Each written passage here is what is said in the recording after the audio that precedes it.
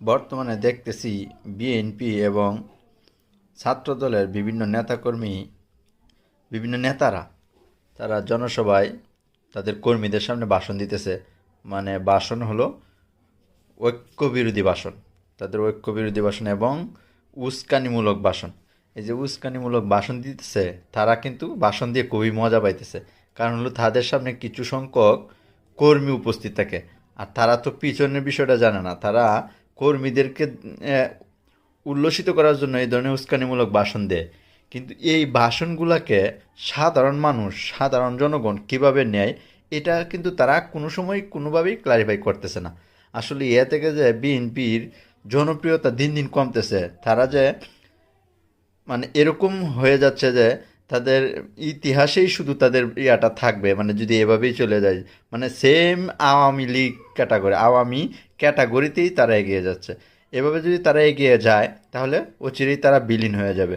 তাদের অস্তিত্ব যদি টিকিয়ে রাখতে চায়, আমি তাদেরকে আহ্বান করব অবশ্যই এই প্রতিহিংসামূলক কথাবার্তা থেকে ফিরে আসতে হবে এবং ঐক্যমূলক কথাবার্তা বলতে হবে।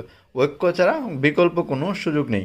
আর এই যে মারামারি, কাটাকাটি, হানাহানি, বল প্রয়োগ বা এই বল প্রয়োগের যে বিষয়টা, এটা কিন্তু এখন আর বাংলার জনতা, ছাত্র জনতা এটা আর কোনো সময় মেনে নেবে না।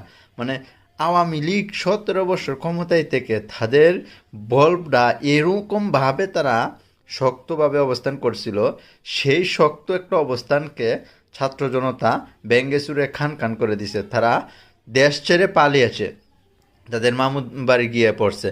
এই যদি হয় আওয়ামী লীগের অবস্থা, আর এই 17 বছর বিএনপি নির্যাতিত, মানে বিএনপি একটা নামে মাত্র দল ছিল এই 17 বছর, তারা কিন্তু কিছুই করতে পারে নাই।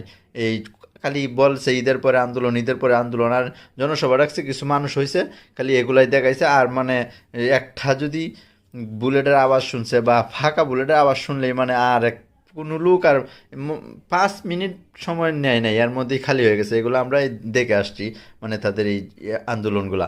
সুতরাং তারা, তাদের একটা জনসমর্থন ছিল, কিন্তু আস্তে আস্তে তাদের যে কার্যকলাপের কারণে এই জনসমর্থনটা হারিয়ে যাচ্ছে। অথচ তারা এটা বুঝতে সময় নিতেছে, তারা বুঝতেছে না। যদি তারা এভাবেই চালিয়ে যায় তাহলে তারা অচিরেই তারাও বিলীন হয়ে যাবে।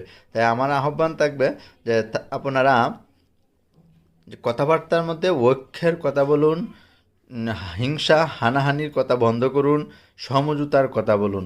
তবেই আপনারা টিকে থাকতে পারবেন, তবেই আপনারা টিকে থাকতে পারবেন।